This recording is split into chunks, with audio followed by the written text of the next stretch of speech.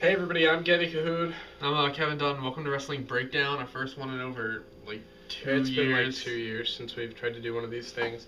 But this time we have officially returned to videocasting, On or our whatever you want to call it. temporary set. Because this in the illustrious official Wrestling Breakdown basement. This time we are officially affiliated with WrestlingRegime.com. We will have a link to the website in the description and displayed on the video screen that your eye things will be watching. It's a great site. They've got a forum, they've got articles, whole bunch of stuff. It's really trying to get the name out there, and this is like the official videocast of Wrestling Regime. And tonight, I think we are going to talk about the most recent episode of Friday Night SmackDown, which is the final WWE show before Money in the Bank. And You wouldn't know it from tonight.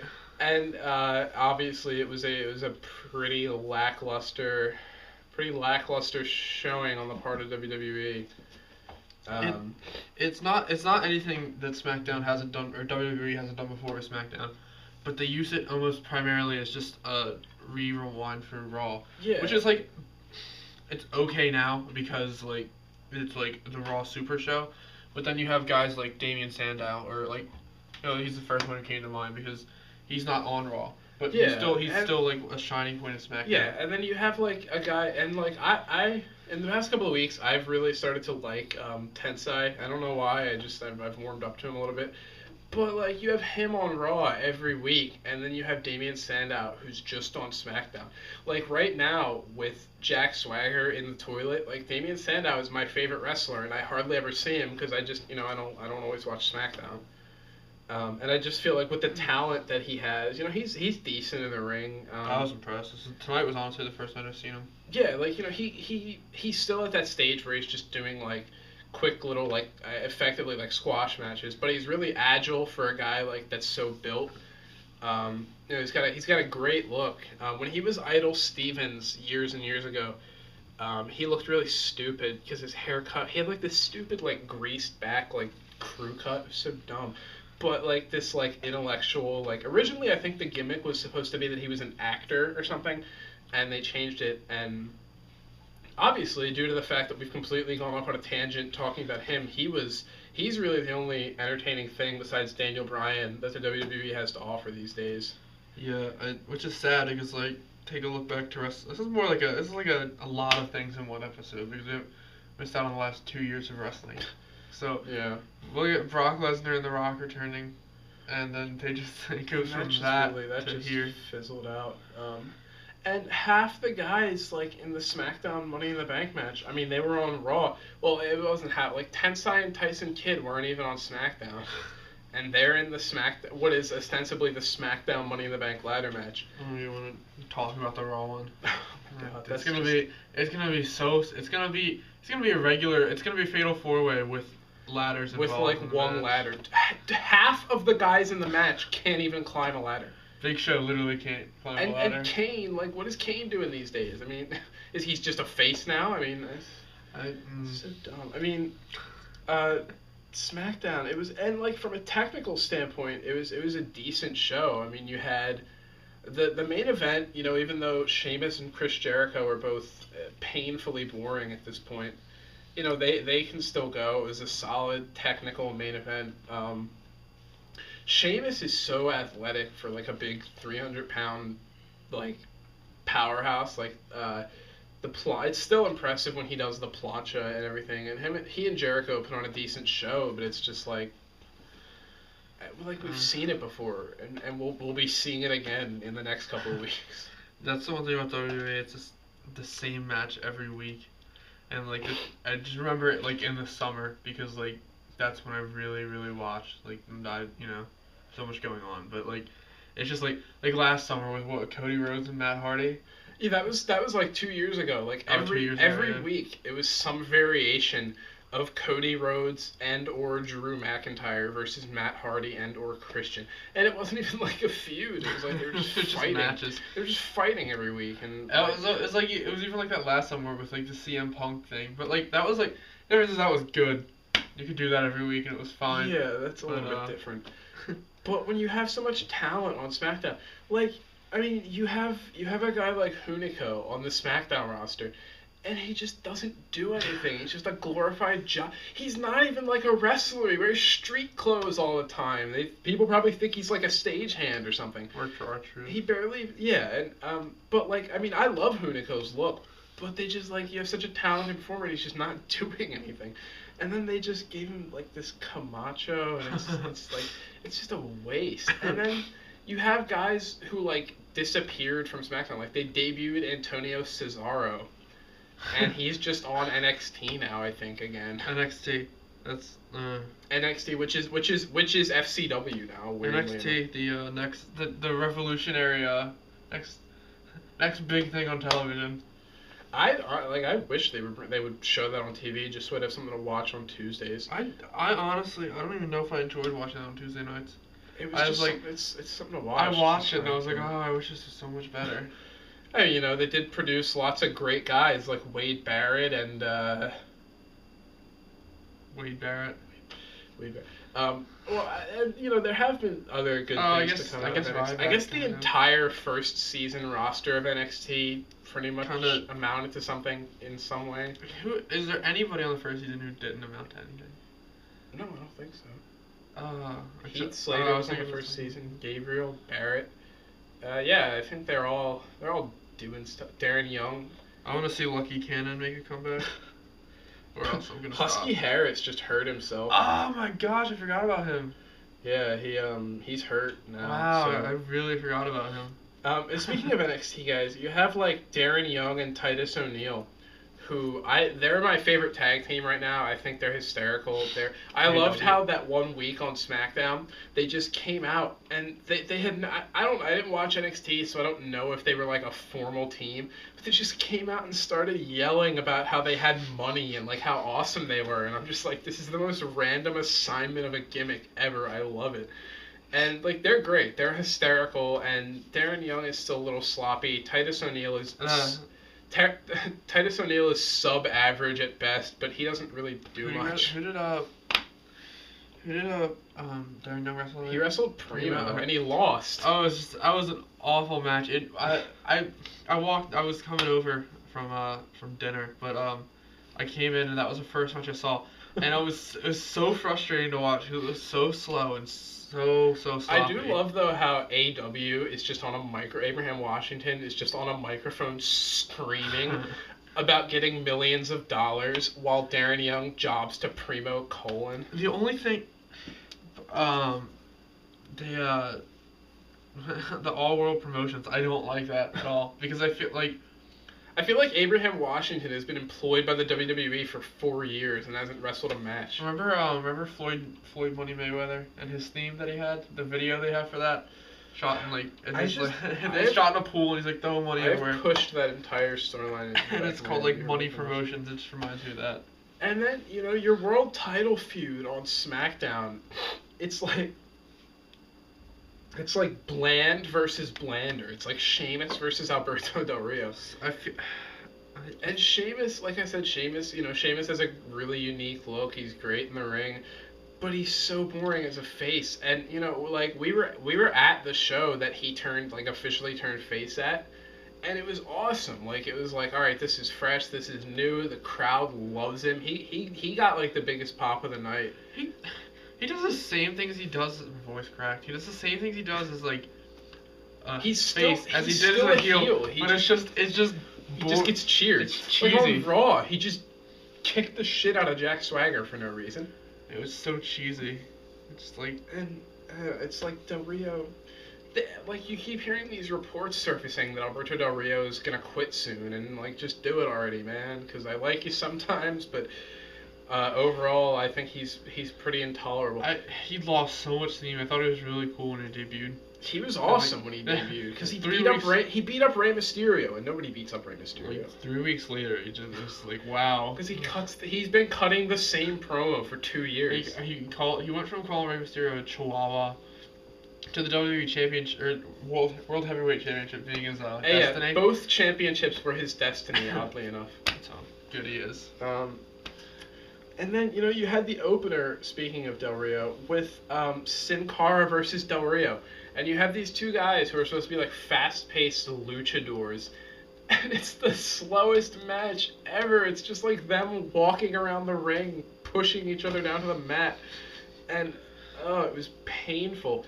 It was just like, these are both guys who are apparently on the slate to be released soon. Why even put them in this, like, dragging, horrible match, like, where they're just gonna bore everybody, lose the 4 people who watch SmackDown in the first 10 minutes. They don't speak English, right? Sin Cara doesn't, no. Which is a whole other thing. If he's ever supposed to be a top guy, he's... Who books their matches for them if they don't speak English? Do they just give him Pat Patterson because he speaks French? Ranjan Singh. He speaks Indian. So they give an Indian... Okay, alright. And then, there was that tag match, Ziggler and Rhodes versus Christian and Santino. And that was just... I hate Santino. That was lame. I hate Santino too. Everybody loves him. I love everybody else in that match. I love Christian. I love Cody Rhodes. I don't like Dolph Ziggler. I used to love Dolph Ziggler. Summer of 2009, that was my favorite wrestler. Him and, for some reason, John Morrison. And ever since Dolph Ziggler just slowly but surely made me hate him. It's that I hate Vicky. Yeah, he doesn't need her anymore. He's established. She gets like X-Pac heat. Like, just nobody wants her there. They teased on Raw. They teased Vicky like wanting to adopt Tensai as a client. So that's good. Like I said, I like Tensai. Obviously, it's better than Vicky running around with Dolph Ziggler for another 3 years. I want to see him beat Albert again. That's what I want out of this world. I don't know. I feel like the look is weird, but right when they removed those like red wrist bow pads that he had, I was like, you know what? This kind of works. I kind of like this. To his credit, he looks very, very Asian.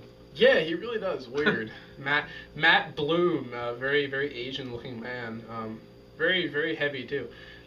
But that's really beside the point. We're getting off track. What else happened on SmackDown? It was such a boring show.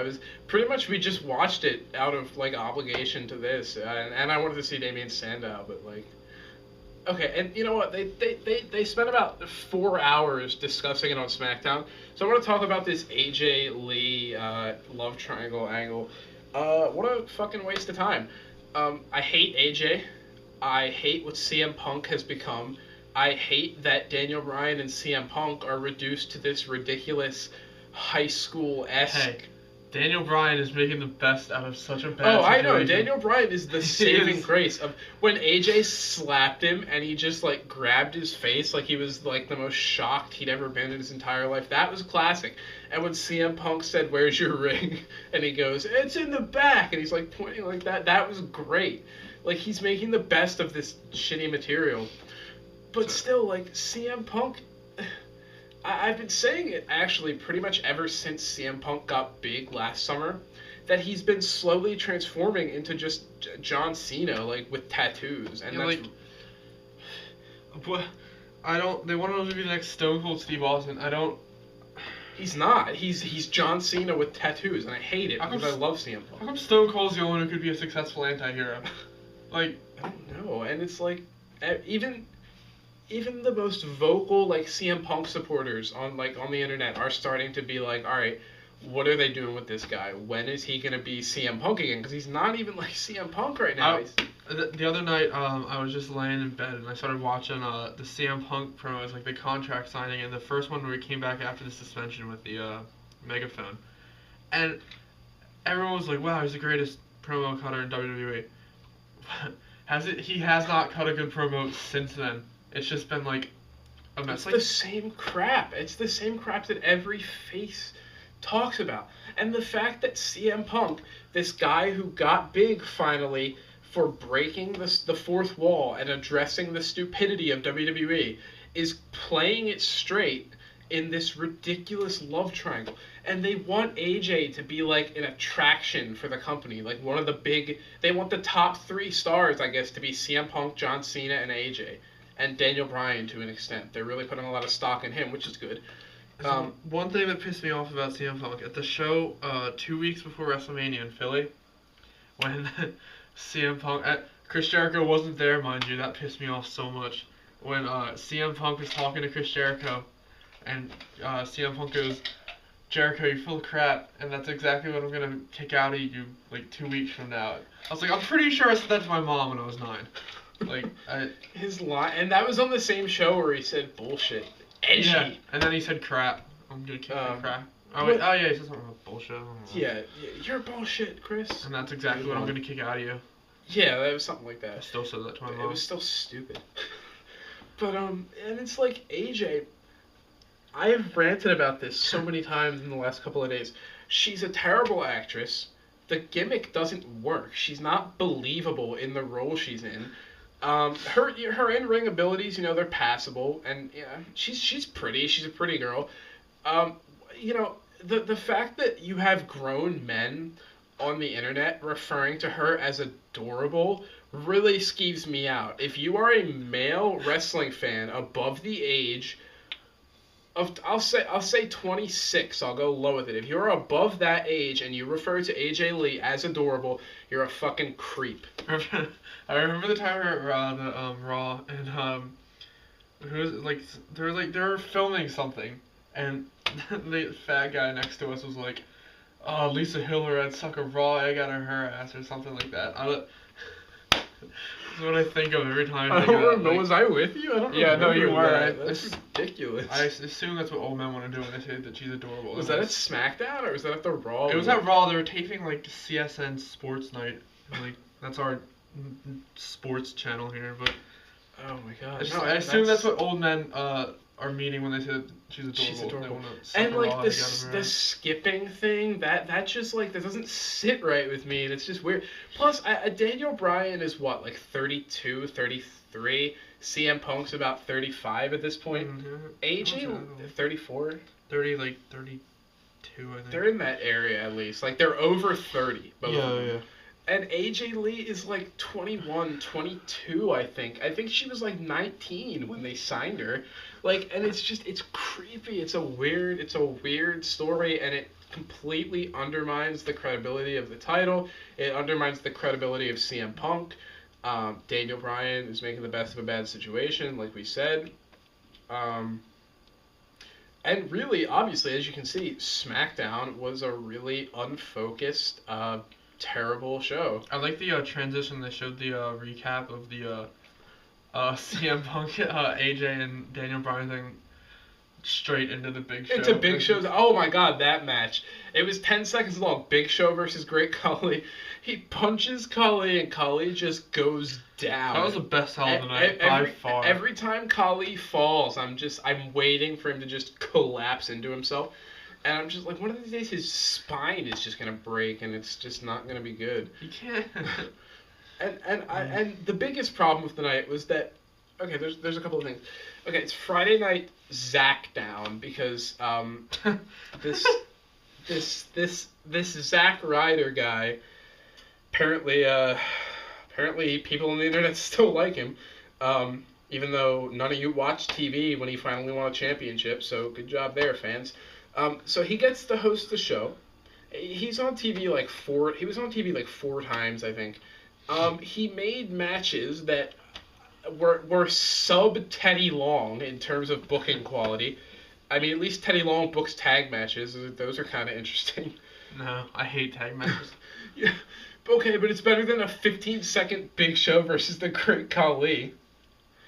Like, okay, we really needed Zack Ryder to book that match, and Big Show won anyway, so he wasn't really spiting anybody. And then he books the Sheamus Chris Jericho main event. Like, oh, good job. We haven't seen that match 4,000 times. It was such a waste. And the biggest thing was everybody was like, all right, he's hosting the show. There's no reason to do this unless he's going to put himself in the Money in the Bank match. And he didn't put himself in the Money in the Bank match. What was the point? I don't even like Zack Ryder, and I'm pissed he didn't put himself in the match because it just spits in the face of logic. Yeah, technically what he should have been like is, I guess if he was a heel he would have done this, but he could have been like, since I'm the general manager of SmackDown, I order you all to lose to me. Like, And I love how he's like supposed to be this like good guy face, but like like any good face, he makes the entire show about himself and changes the name, and that, that's hero behavior. Like it's so stupid, and I hate Zack Ryder so much. I used to like him, and then we went to this SmackDown taping last July, and it was the show where he was Teddy Long's assistant general manager, and the whole reason he was there was because of Z Trillion's story. And I watched, up until that point, I watched every episode of that show. And we were in the parking lot after the show, like, watching the wrestlers get into their cars, because we're losers. And R-Truth goes around the perimeter and high-fives everybody. And this is when R-Truth was still a heel. So he's talking to himself the entire time. So R-Truth sets, like, this apparently unreachable standard for, like, wrestler behavior. Zack Ryder threw his bag in his car, sneered the entire time, wouldn't even look at anybody, much less give a high five. I'm not saying they're obligated to go around and like humor us, or maybe they are. I don't really know. It's a weird issue. If you're getting paid like that much to do what you the love, least you could do. I mean, but he was only there because of the people who wanted to see him in the parking lot. Like, he couldn't have just, like, waved or smiled or something. I mean, like, Natalia and Maurice, like, basically had sex, and Zack Ryder couldn't even just give us a nod. So what we got out of that is, Natalia and Maurice, was it? Or no, Natalia and who? It was Maurice, yeah, it was before she got released. Natalia and Maurice, fucking, they're lesbians. Tyson Kidd was dressed as a gay cowboy. It was a really weird situation. Tyson Kidd's a gay cowboy. Zack Ryder is a douche.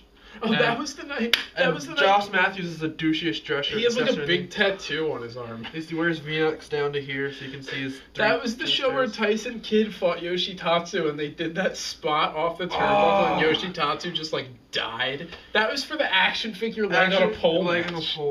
That's my kind of match. They did this spot. I forget exactly what it was, but it was kind of just ultimately Yoshitatsu getting dropped on his head. We get so off topic. We're talking about gay cowboys. Because SmackDown was so boring. Okay, ultimately, SmackDown. Final verdict. SmackDown was a bust. But we are going to pick our personal high and low points of the show. All right, we'll go low, high. Yeah. I guess there were so many low points. So much to choose from. The lowest point for me would probably the lowest point. There were so many low points. It was just, I think, the Zackdown thing, because they made such a big deal out of it, but nothing came of it. He was on the screen like 4 times. He didn't wrestle. He didn't put himself in the Money in the Bank match. It was pointless. So Zack Ryder was the low point for me. My low point, easy for me. I got to think while you were talking. I'll go high after this. I'll give you a chance to. Okay, yeah. Well, I told you already. I picked my high before I even saw it. Alright, you can go then. My low was the amount of recaps. Oh yeah. If you're, for what reason are you watching SmackDown but not Monday Night Raw? That's what I want to know. For what reason? If you're a fan of edited footage that you've already seen, you would have loved this SmackDown. That's also another low for me. My low SmackDown of all time is the canned heat. Because nothing looks more fake than the fans just kind of looking around in disbelief, and then you just hear. And the worst part was they taped this SmackDown right after Raw on Monday. So this was a crowd that had been at the arena for like 4 hours already, and then they had to sit through another 2 hours of SmackDown, which is already like a weak show, I think, in terms of like crowd reaction. Unless you live in your parents' basement, you should not be watching wrestling at 1 o'clock in the morning. That's what I'm saying. Although that would have been really cool to go to a Raw taping immediately followed by a SmackDown taping. I would hate that so. I would want SmackDown first, Raw second. Except you have to show up at like 3 in the afternoon. That would be after.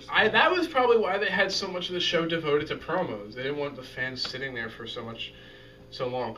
So anyway, high point. Obviously, like I said, I picked my high point before I even saw him. It was Damien Sandow, because there was nothing else worthwhile on the show. And Damien Sandow is awesome. He needs a new finisher, though. His finisher is just like a neck breaker, and it's very awkward to set up. It doesn't, like, the best finishers are the ones that you can kind of hit out of nowhere. sort Code of. breaker. That's my favorite finisher. Yeah, like that, or like the bro kick or the RKO. So like the fact that he has to like grab them and then spin and then hold them for a second and fall. I guess it works right now because he's just squashing people. But I love him. Obviously, I think he also needs a logo on his trunks. But other than that, he's great. His matches are great. Even like the minute-long things we're getting. Please show him on Raw more if anyone in WWE is watching this. I don't know why he would be. Get back to work. My high point was the show ending. No, my high point was probably wow.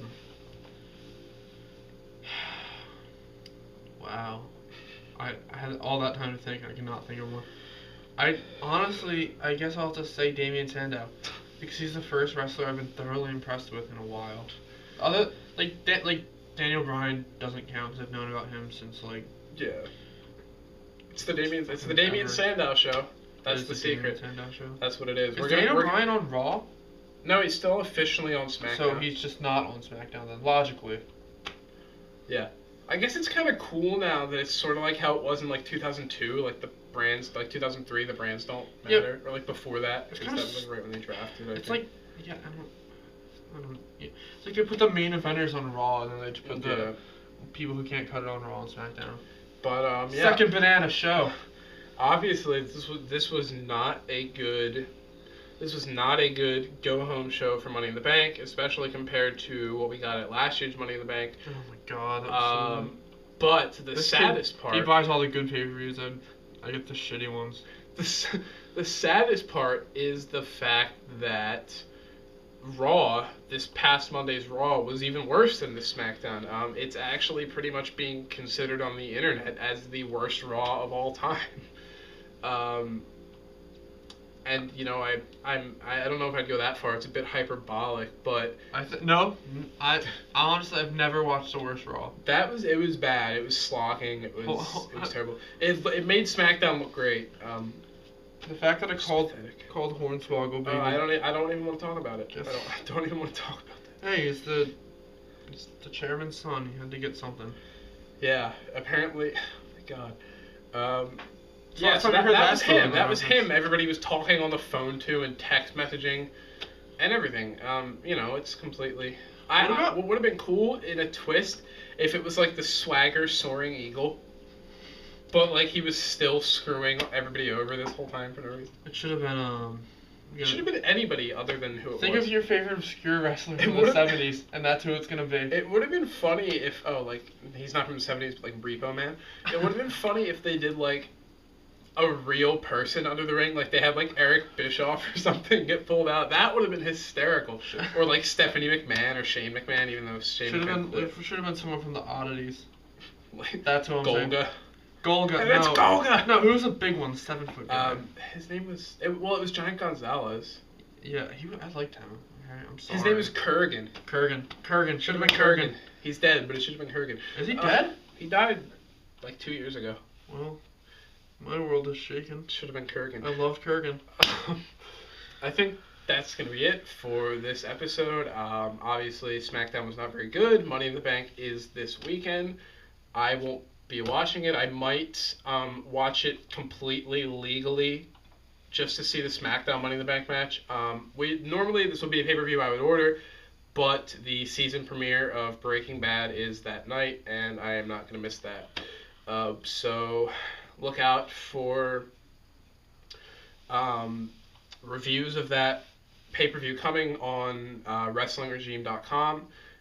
Be sure to check that website out. I have articles up on there. Kevin will be having articles up on there soon enough.